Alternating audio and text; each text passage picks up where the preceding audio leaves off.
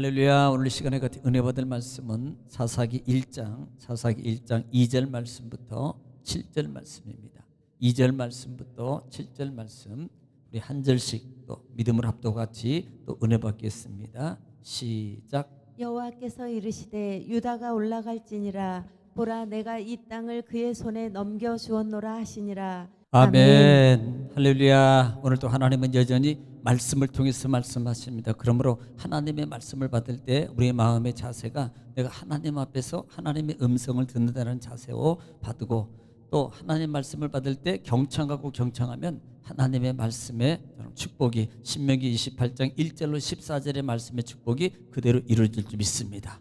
또 말씀이 선포될 때 우리가 입을 열어서 화답해야 될 단어가 아멘이에요. 아멘은 하나님께 영광을 돌린다는 의미고요. 아멘은 우리 마음의 믿음의 고백을 하나님께 입을 열어서 소리내어 시인하는 겁니다. 또 아멘은 우리 마음의 소원의 기도 제목이 담겨져 있어요. 그러므로 여러분 말씀이 선포될 때마다 여러분 아멘하여서 아멘의 응답을 받는 여러분 되시기를 다시 한번 주의 이름으로 축복합니다. 자, 우리는 지금 계속해서 사사기 1장 말씀을 통해서 같이 은혜를 나누고 있는데요. 우리가 사사기라 그래요. 사사기입니다.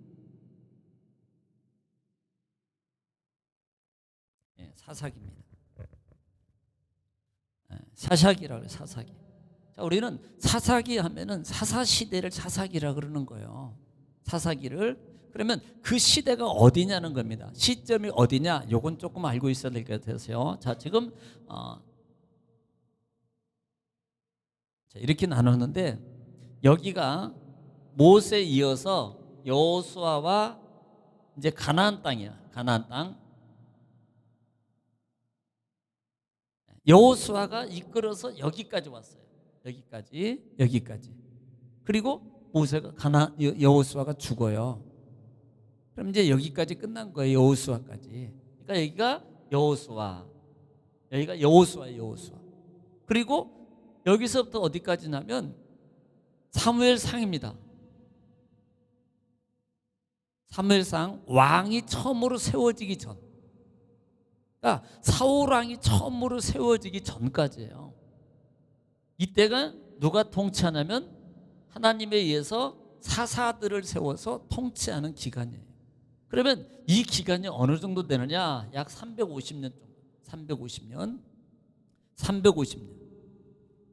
350년 동안을 사사를 통해서 세워요. 그 전에는 아브라함 족장, 그 다음에 그 아들들, 그리고 큰 사람은 아브라함, 그 다음에 아들들, 그 다음에 모세, 그리고 여호수아. 그리고 난 다음에 이제는 사사들로부터 진행합니다. 자, 그럼 우리가 알아야 될 게 있다 그랬어요. 지금 여호수아는 지금 어디까지 들어왔어요? 2세대를 이끌고 가나안 땅에 들어온 거예요. 가나안 땅. 네, 가나안 땅에 들어왔다고요. 그러면 이 가나안 땅에 들어왔는데 가나안 땅에 들어와서 여호수아가 뭘 했어요? 첫 번째는 싸움했어요. 점령했다고요. 싸웠다고요. 가나안 족속들을 내쫓고 죽이고, 그 다음에 점령한 다음에 두 번째인 게 뭐예요? 두 번째 분배요. 분배. 12지파에게 땅을 분배해 줍니다. 12지파에. 그래서 12지파에게 땅을 분배했어요. 자, 그러면 우리가 생각할 때는 자, 모세로부터 시작해서 여호수아에 들어와 가지고 가나안 땅에 분배했으니까 약속의 땅을 받았으니까 이제는 끝. 이게 아닙니다. 지금 여호수아가 완전하게 분배는 했지만 이 가나안 땅을 완전하게 정리하고 다 여러분 정복한 곳이 아니에요. 우리가 땅 분배했으니까 싸웠어, 이겼어, 땅 분배했어, 그러니까 완전하게 점령한 이 가나안 땅이지, 보통 이렇게 생각한다고요.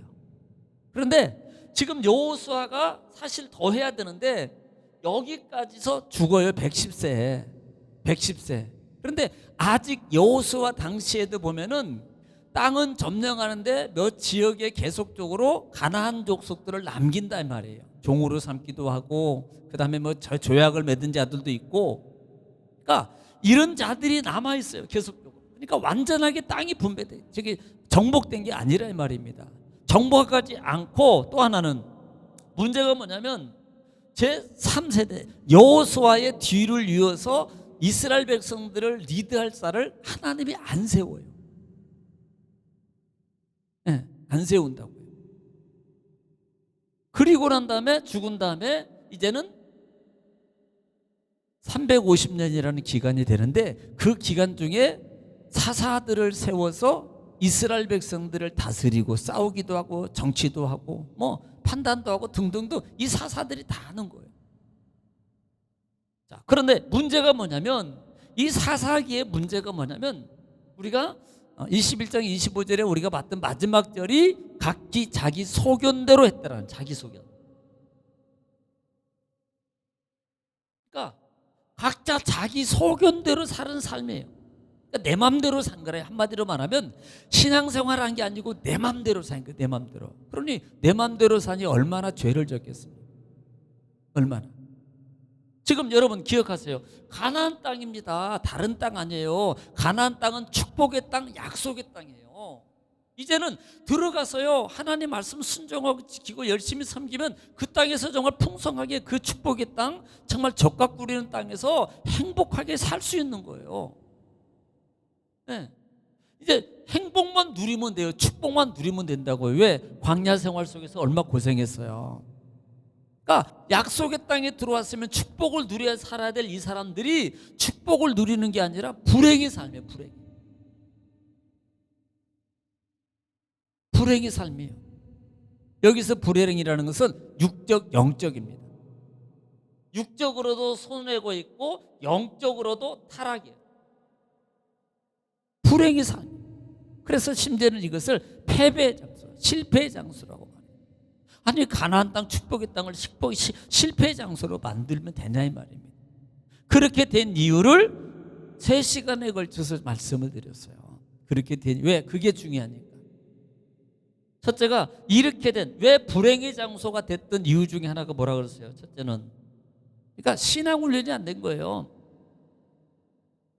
신앙 전수가 안 된 거예요. 전수. 즉 교육 부재. 교육이 안 돼요. 이때는요 모세가요 또 여호수아가 강력하게 하나님을 섬기고 십계명을 지켜야 됩니다. 그 다음에 우상을 멀리해야 됩니다. 그리고 하나님 절기를 잘 지켜야 됩니다 라고 철저하게 지켜요. 안 지키면 죽여요. 네. 그런데 이때는요 이 여호수아 같은 사람이 없어요. 시간이 지나면서. 그러니까 그냥 뭐 자기 집도 있겠다, 자기 땅도 있겠다, 뭐 땅 지어서 먹고 살겠다, 편해. 그러니까 그냥 하나님을 멀리하고 사는 삶이 내 맘대로 사는 거예요.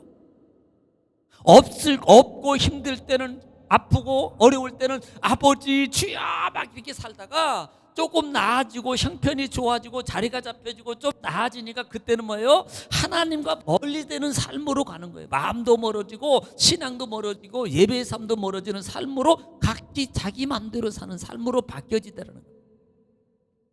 그러니까 이들의 삶이 또 죄 짓고 용서하면 또 죄 짓고 또 짓고 7번의 패턴이 로테이션으로 돌아가는 거예요. 이들의 삶의 모습이 점점점 좋아지는 게 아니라 더 악한 삶으로 바뀌어지더라 이 말이에요. 그 이유가 뭐예요? 신앙교육의 전수가 안 이루어져요.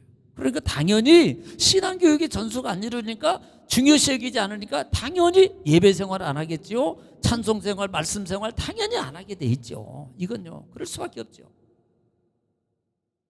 그 이유가 또 하나 뭐예요? 강한 리더가 없어요.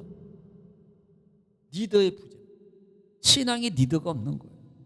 그나마 초기에는요, 지금 여기서 여호수아 죽고 어느 기간까지는요, 그래도 지켰어요. 왜? 여호수아 말고 여호수아 동시대 신앙 교육을 받고 살았던 사람들은 그래도 그나마 신앙을 지키고 그 세대가 지나가 버리니까 다 죽어버리니까 그때부터는요, 안 하는 거예요.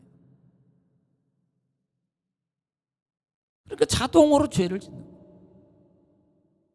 그래서 우리가 이런 것을 보면서 야, 정말 이게 문제구나.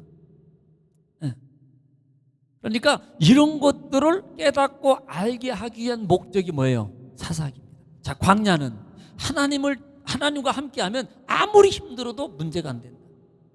광야의 삶이에요. 이거예요. 말씀을 받고 훈련하는 삶입니다. 이게 하나님과 동행하는 삶만 살면 이것이 광야 삶에서 주는 교훈이에요. 그러면 가나안 땅에 들어와서는요, 또 주는 이게 망하고 패망하고 이렇게 죄짓는 반복의 삶을 통해서 주는 교훈이 뭐냐 말입니다. 이것을 왜 기록해요? 실패의 삶을. 우리에게 주는 교훈이 있다 이 말입니다. 너희들 하나님 말씀 안 지켜? 순종하지 않아? 너희들이 이방인과 통혼해? 그러면 결국은 이런 삶으로 바꿀 거야. 이렇게 어렵게 될 거야 라는 것을 보여주는 거예요. 또 하나 보여주는 게 뭐라 그랬어요? 하나님의 사랑이라 그랬어요.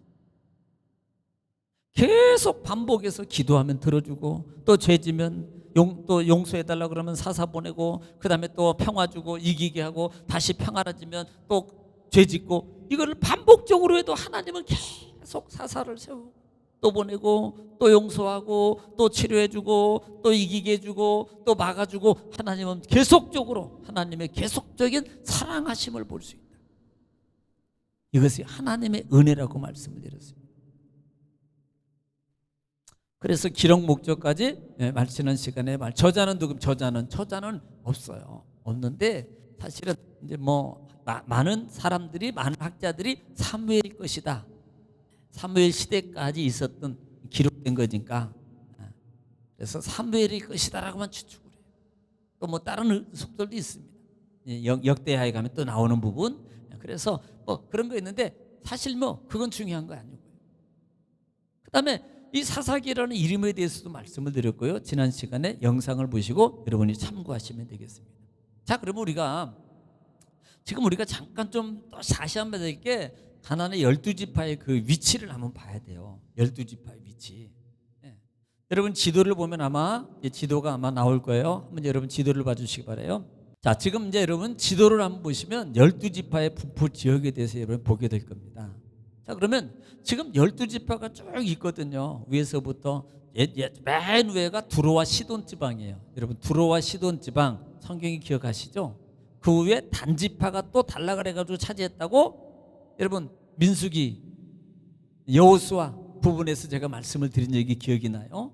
원래 단지파는 그 유다지파 산 사이에 이 왼쪽 서쪽의 지중해 쪽에 위치하고 있거든요. 그런데 단지파가 그쪽도 달라 그래서 차지해요. 그러니까 이들의 위치를 보는데 어디를 보면 되냐면, 오늘 볼 게 맨 유다지파하고 시몬지파를 봐요. 유다지파하고 시몬지파. 그러니까 그 유다지파하고 시몬지파가 보면은 여러분이 그 유다지파가 시몬지파인데, 시몬지파가 어디가 있어요? 유다지파의 한 가운데 있다고요. 한 가운데. 한 가운데 있다고요. 그 이유에 대해서 이따가 이제 설명을 하려고 그런 겁니다.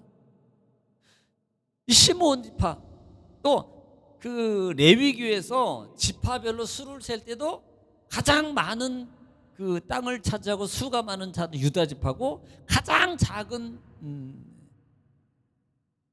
수가 된 지파는 시몬지파예요. 그리고 시몬지파, 유다지파 한가운데다 준다 그래서 그 얘기하면서 제가 무슨 얘기한 거 기억나나요? 니들 유다지파 어떻게 사는지 보고 배워. 왜? 잘못한 게 있거든. 제가 그 얘기했어요. 그 가운데다 준 이유가 유다지파들의 하나님을 섬기고 사는 삶이 어떤가 너희들 보고 배워 라고 했다고 제가 말씀을 드린 적이 기억이 저는 나요. 그런데 지금 나중에 지금 이제 이어서 유다지파가 나오고 또 시몬지파가 나올 겁니다. 왜 유다지파가 하나님이 선정을 했고 또 유다는 왜 시몬을 데리고 가는가, 그걸 좀 설명할 거 있다가, 그래서 지난 시간까지 1절 말씀하다가 1절하고 맞췄거든요. 1절에서는 여호수아가 죽은 후에 이스라엘 자손 여호와의 그 여쭈어서 이르되 우리 가운데 누가 먼저 올라가서 가나안 족속과 싸우리까라고 하나님께 물어보는 과정이라고 했어요. 여호수아가 죽은 후에 하나님께 물어봅니다.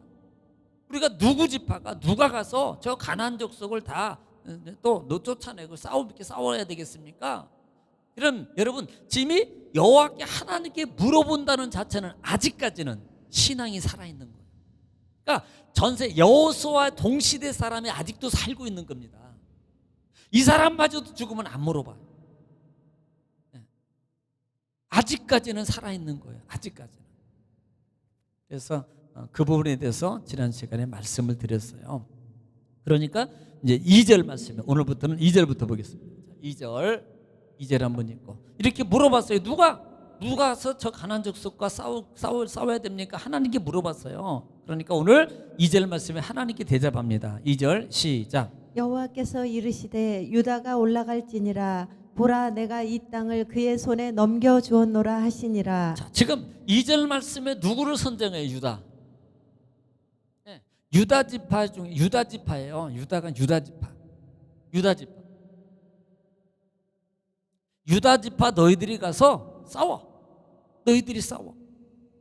네, 하나님이 유다 지파를 지금 선정한다는 말이에요. 아니 많은 지파가 있어요. 12지파가 있는데 왜 하필이면 유다 지파입니까? 네. 지금 유다는요 레아의 넷째 아들이에요. 첫째 아들이 누우벤이에요. 둘째 아들이 시므온이고요. 그 다음에 레위, 그 다음에 유다. 유다는 넷째 아들이거든요. 사실 레이는 저기 뭐야 레아는 원래 그 야곱이 원하지 않았던 부인이에요. 야곱은 누구를 좋아했어요? 라헬에서는 2명밖에 안 나거든요. 사실 근데 오히려 사실 라헬에서 더 많은 자녀가 나와야 되는 거 아닙니까? 그런데요 레아에서 거의 다 나요. 그 다음에 몸종들 통해서 나는 하여튼 야곱을 통해서 12명의 자녀 중에서 유다가 4번째예요. 사실 큰아들 성경적으로 본다면 큰아들이 장자가 돼야 되고 장자의 축복권을 가지고 있고 통치권을 가지고 있고 모든 권한이 장자에 있거든요. 그러면 장자를 먼저 세우고 장자가 먼저 주도돼야 되는데 왜 유다냐 이 말이에요. 왜 유다냐 이 말이에요. 하나님은 유다를 통해서 올라가라 보라 이 땅을 그의 자손에게 넘겨주었노라 이렇게 말한다 이 말입니다. 자 그러면 유다를 선택한 이유 중에 하나는 자, 아까도 땅에서 봤지만 12지파 중에서 거의 첫 번째로 많고 그 므낫세 지파가 상당히 땅을 많이 차지하잖아요. 예, 에돔 지역에 있고 그 다음에 가나안 지역의 중심부에 그 다음에 이리 차지하거든요. 아마 지도에서 본 것들은 빨간 부분이 아마 길 거예요. 그런데 왜 유다 지파를 선정했냐면 12지파 중에서 수가 제일 많아요. 인구가 제일로 많아요. 네, 제일로 많아요. 한번 볼까요? 민수기 1장부터 쭉 있는데 이 1장 민수기 1장입니다. 민수기 1장 26절 한번 볼게요. 26절 민수기 1장 26절 시작. 유다의 아들들에게서 난 자를 그들의 종족과 조상의 가문에 따라 20세 이상으로 싸움에 나갈 만한 자를 그 명수대로 다 자, 계수하니. 싸움에 나갈 만한 자를 명수대로 쓰니까 27절이 몇 명인가? 시작. 유다 지파에서 계수된 자는 74,600명이었더라. 예, 74,600명. 7만. 그러면 시몬 지파는 한번 해야 돼요. 시몬 23절이 시몬 지파거든요. 시몬 지파는 몇 명인가 한번 비교했어요. 지금 7만이에요. 시몬 지파는 시작.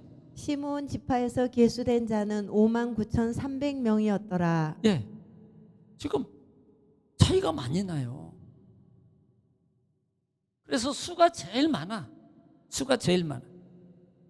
그런데 사실은요 수도 많지만 진짜 중요한 이유 중에 하나는 근본적인 이유가 있습니다. 근본적 이유가 있는데 이것은 성경에서 봐야 돼요. 창세기 49장 봐야 돼요. 지금 야곱이 자식들을 이제는 축복을 12자녀들을 축복을 해주거든요. 축복을 하는데 여기에 이제 포인트가 있는 거예요. 창세기 49장 창세기 49장 8절부터 보겠습니다. 8절부터 시작. 유다야 너는 내 형제의 찬송이 될지라. 내 손이 내 원수의 목을 잡을 것이요 내 아버지의 아들들이 내 앞에 절하리로다. 자, 지금 8절부터 말한 거거든요. 8절. 네. 자, 9절 시작. 유다는 사자 새끼로다. 내 아들아 너는 움킨 것을 찢고 올라갔도다. 그가 엎드리고 웅크림이 수사자 같고 암사자 같으니 누가 그를 범할 수 있으리. 10절. 규가 유다를 떠나지 아니하며 통치자의 지팡이가 그 발 사이에서 떠나지 아니하기를 실로가 오시기까지 이르리니 그에게 모든 백성이 복종하리로다. 네. 아니 유다 지파에게 모든 적세 사자 같다고 표현하고요. 큰 사자.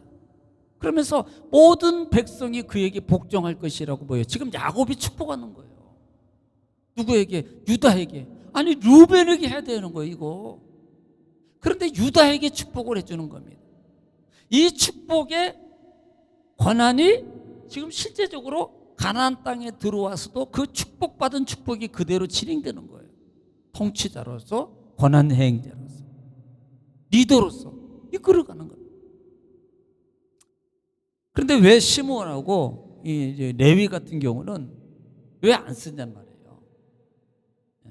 사실 창세기 34장 부분에 한 번만 볼게요. 창세기 34장 25절입니다. 창세기 34장 25절. 창세기 34장 25절 시작. 제3일에 아직 그들이 아파할 때 야곱의 두 아들 디나의 오라버니 시므온과 레위가 각기 칼을 가지고 가서 몰래 그 성읍을 기습하여 그 모든 남자를 죽이고. 예, 동생 디나 사건이잖아요. 예, 디나를 겁탈한 이방 족속들에게 야 너희들 우리 동족 되려면 할례 받아야 돼. 그리고 할례를 행해놓고 할례 받으면 남자들 못 움직여요. 그때 누가? 시므온하고 레위가 칼을 가지고 가가지고 다 죽여버렸어요. 이게 문제가 됐다니까요. 이게 아니 지금 시몬 지파 레위 지파예요. 이들이 지금 그게 문제거든요. 그런데 이것을 창세기 49장에서 축복할 때 뭐라고 배우는지 보세요. 창세기 49장 5절과 7절. 예.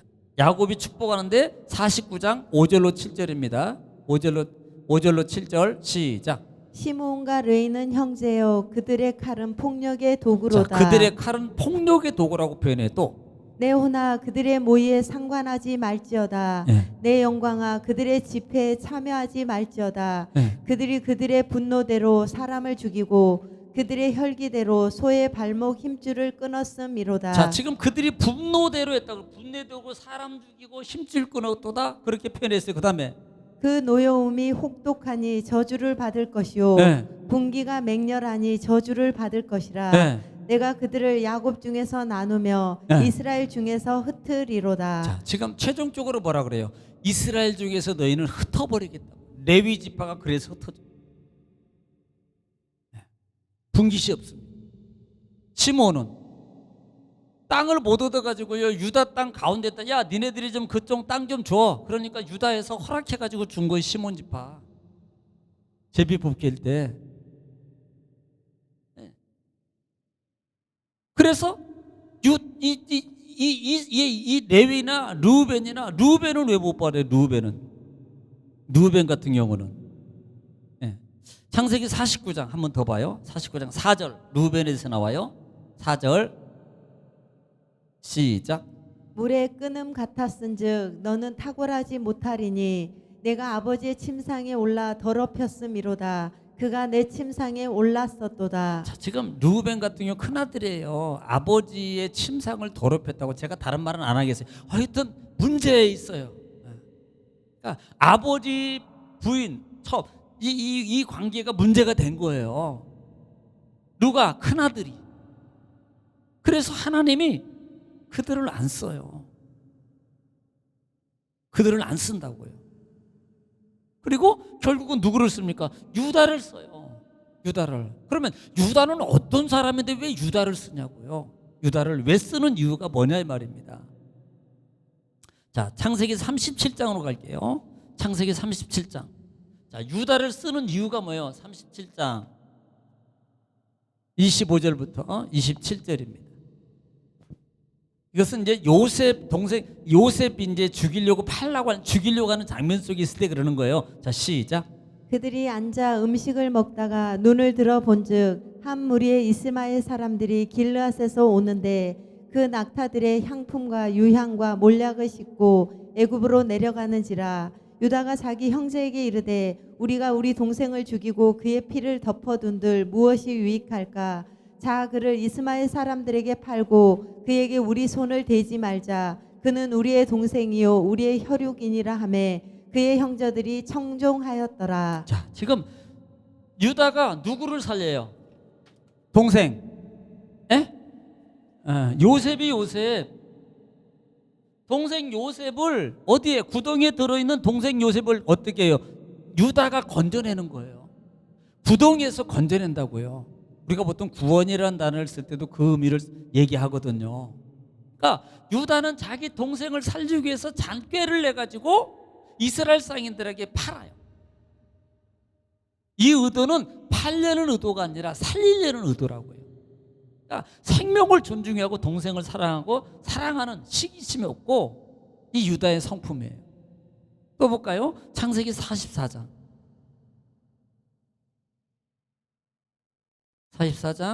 32절 볼게요.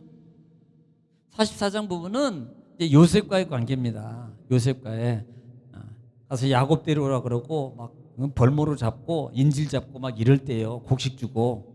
자, 그때 32절 시작.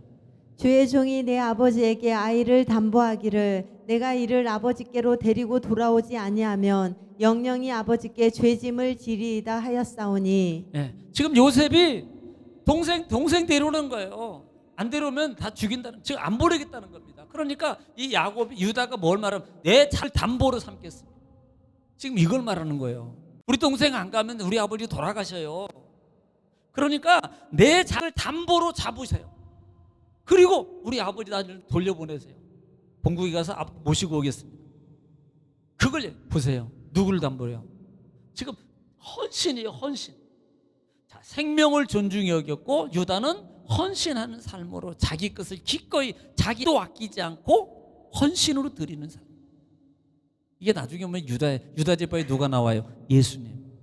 유다 지파에서 예수님 나온다. 그러니까 이런 자를 하나님이 이 모습을 보시고 하나님은 자, 형도 있고 그 형도 있고 그 형도 있지만 쓰지 않고 하나님은 누구를 택해요? 유다를 택했다는 의미. 바로 여기 있는 거예요. 여러분, 우리는 똑같으면 누구 선택하겠습니까? 여러분 입장을 보더라도 누구 아들이니까 장자니까 다 요즘엔 안 그래. 옛날 같으면요 큰아들이면 무조건 다 지금은 안 그랬다니까. 만약에 그런 분이 있으면 미련한 사람. 큰아들 다 주고 나중에 딸네 집 가서 얹어 살아. 이게 말이나 되냐. 그런 사람 많아요. 재산은요 다 큰아들 다 주고 나중에는요 갈 데 없어가지고요. 예. 그냥 뭐 막내 아들 집에 그 딸네 집에 가서 사는 그런 사람들 많다니까요. 주지 마요. 가지고 있어 그냥 끝까지. 알아서 니들이 먹든 말든 끝까지 가지고 있어. 끝까지. 그래야지 밥 한 끼라도 저 해준대요. 재산 받으려고. 그러니까 이런 자를 하나님이 선택해서 지금 사용하신다는 말입니다. 네. 그러면서 뭐라고 말합니까? 2절 하반절에 보라 이 땅을 그 자손에게 주었도다. 이 땅을 그 자손에게 주었다고 말해요. 자손. 하고 완료예요. 이미 준 거라 이 말이에요. 그러면 이미 준 게 언제 준 거예요? 창세기 13장 봐요. 창세기 13장 12장에 아브람을 선택하고요. 그 다음에 롯과 분배되어 롯하고 갈라지는 장면입니다. 12절에 롯이 차지했어요. 어디 차지했어요? 롯은 소돔. 그리고 다음에 아브람이 차지합니다. 그리고 사방을 돌아봐요. 갔어요. 그때 말하는 거거든요. 12절 시작. 아브라함은 가나안 땅에 거주하였고. 자, 어디에 거주했다 그래요? 아브라함이 가나안 땅. 지금 어디에 있어요? 사사이들이, 이스라엘 백성들이 가나안 땅에 있다니까요. 이 땅에 있는 거예요. 지금 가나안 땅에 거주했어요. 롯은 소돔 땅, 아브라함은 가나안 땅. 자, 그러면 그 다음에 롯은 그 지역의 도시들에 머무르며 그 장막을 옮겨 소돔까지 이르렀더라. 자, 15절 보겠습니다. 15절. 자, 이렇게 가나안 땅이 있고 15절에 시작. 보이는 땅을 내가 너와 내 자손에게 주리니 영원히 이르리라. 자, 지금 네가 지금 가나안 땅에 있는데 보는 거 동서남북 사방 바라봤어요. 그리고요, 그다음에 네가 보이는 그 땅은 누구에게? 네 자손에게 줄 거야. 결국은 누가 차지해요? 모세, 여호수아 이어서 지금 사사 시대인들이 이들 2세대들이 지금 가나안 땅에 이미 창세기에 주신 약속의 땅을 이들이 받은 거예요. 그런데 받은 땅을 저주의 땅으로 만들고 있다 이 말이에요. 이게 문제라고요. 축복의 땅이거든요. 이미 선조 아브라함 때 하나님의 축복을 통해서 여러분 양보하고 받은 땅이라고요. 소돔과 고모라상 너 가져. 그리고 그냥 하나님 말씀대로 믿고 갔는데 그 땅이 가나안 땅이에요. 축복의 땅이에요. 그것이 조상들 이어서 서세 대제사장 자손들에게 주는 땅이 되었다 이 말입니다. 예. 그러니까 여러분, 우리가 오늘 여기까지만 할 건데요. 이제 또 다음에 길어서 여기까지만 할 건데, 우리가 보는 교훈을 우리가 이 말씀 속에서 주는 교훈이 뭐냐 이 말입니다. 여러분, 정말 지도자가 많은 것들이 죽은 후에 우리는요 더 많은 것을 우리가 생각해야 되고, 영적이나 육적 모든 삶 속에서요 우리가 특별히 영적 관계를 더 여러분 다져야 됩니다. 이 시대가니까 광야 같은 생활에는 이미 하나님과 동행했어요. 그러면 지금 문명과 물질과 모든 것이 풍부한 땅 가나안 땅에 들어왔습니다. 신앙 지키기가 더 힘들어요. 지금 이 시대가. 이럴 때 하나님의 약속의 축복의 땅 우리가 왔다고 믿으면, 이럴 때 내가 믿음을 더 지키고, 이럴 때 내가 말씀을 더 붙잡고 말씀을 지키고 순종하게 살아가면 내가 머문 곳, 내가 땅 이곳이 하나님의 정말 가나안 땅화 되는 거예요. 축복의 장소가 된다 이 말입니다. 하나님의 약속을 더 풍성하게 누리게 돼 있다 이 말이에요. 그리고 하나님 말씀 앞에 끝까지 주를 위해서 헌신하고 믿음의 생명의 삶을 이 유다를 선택한 것처럼 하나님은 누구를 선택하겠어요? 내가 그렇게 땅에서 있는 곳에서 최선을 다해서 하나님의 약속을 믿고 하나님 의지하고 살아갈 때 하나님 누구를 선택하겠습니까? 나를 선택하신다 이 말이에요. 나를. 아무리 세상에는 장자, 세상에는 권력자, 세상에는 차자, 그 다음에 세상에는 이렇게 기준이 있겠지만 하나님은 그 기준으로 하냐? 하나님은 믿음의 기준. 신앙의 믿음을 내가 얼마만큼 붙잡고 있느냐, 그 기준만 보는 거예요. 나이가 많냐, 신앙이 많냐, 연조가 어떻게 되냐, 그걸 보는 게 아니라 이 말입니다. 오늘 믿었어도 내가 오늘부터 하나님 붙잡고 살면 내가 믿음의 선조가 되는 거예요. 축복의 선조가. 이걸 보라 이 말이에요. 이걸. 정말 많은 사람들이 사사시대에 정말 타락하고 하나님을 멀리 갈 때 내가 이 기회에 하나님 앞에 바로 서므로 가까이 함으로 진짜 약속을 받고 살아가는 하나님의 약속의 축복의 간증자가 되자 이 말이에요. 우리는요 이걸 보라고요. 오늘 말씀을 통해서 사사기가 주는 교훈을 뭐냐 이 말입니다. 그래서 오늘 여기까지만 하겠습니다. 주일날 또 뵙겠습니다. 기도하겠습니다.